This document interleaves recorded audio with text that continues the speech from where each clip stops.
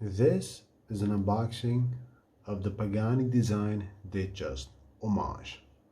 So what I've seen, this is a very popular watch. Most of the reviewers are very ecstatic about it, so they really love how it's built, how it's made. So I'm going to do a first impressions video of the watch. So I'm going to unbox it. I didn't unbox it already, so it just came today. I came home and I saw that it was in my mailbox, so I'm going to see what's in the box. As always, the Pagani Design cloth, the watch itself, you see all wraps are still on it. As always, the same warranty card unsigned, and the same Pagani Design manual. Alright, now let's take a look at the watch only. Alright, so this is the watch. I've seen on the I Like Watches channel that the Cyclops doesn't align, and yes, I think it's a little bit on the bottom side, isn't it? Yeah, something a little bit on the bottom side, yeah. I think I'm going to take it off, the Cyclops. Yeah, it's a little bit lower than it should. Yeah. So let's take all the wrap off on the moment. So that's that. First impressions. The Luxe seem fine. As it's stated, it's 41 millimeter in diameter, the case that is.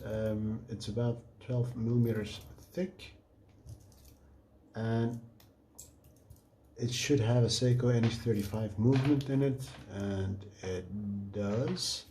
There's a Seiko beating away. It should have sapphire crystal. So after watching much videos about this watch, it's fairly safe to say that it has a sapphire crystal. The Jubilee bracelet with screw links looks decent. There's always a glide lock with Pagani Design. It has 3 micro adjusts. It's not the best clasp, but it will get the job done. I love the Jubilee bracelet, I really do.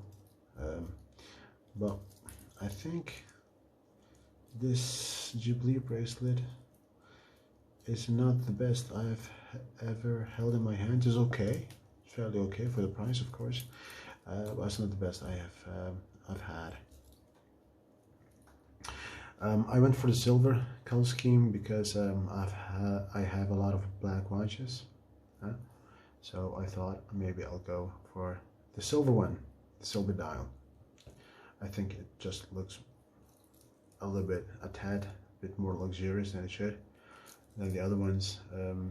The case is completely polished,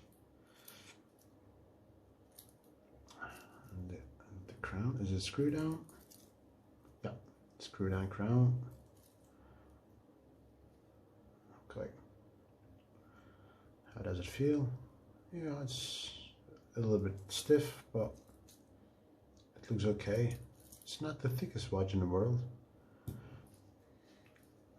If you look at the side profile, it looks fairly decent. The thickness of the watch, I mean. And there's not much to say about the watch. I'm going to try it out. Okay.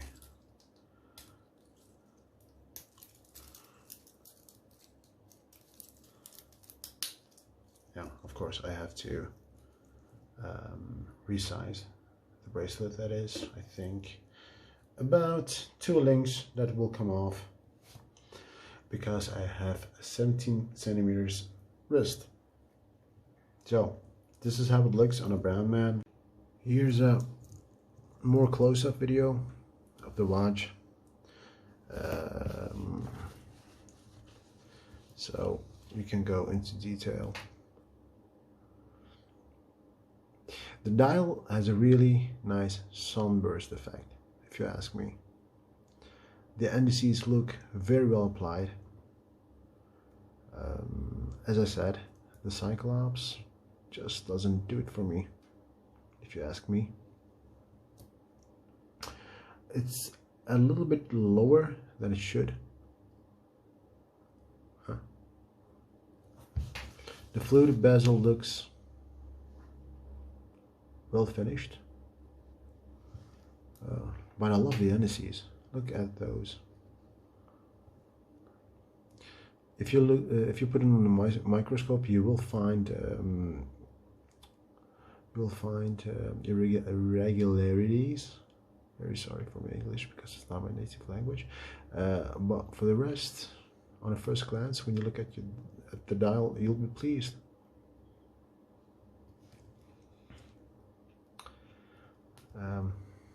Sideways, yeah, I'm going.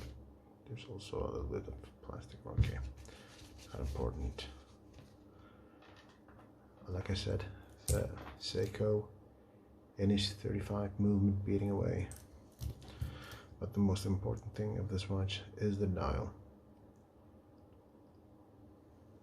The hands look quite good.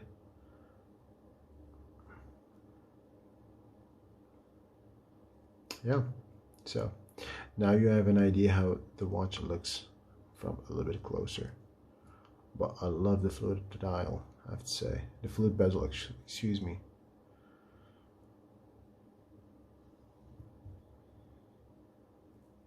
Yeah.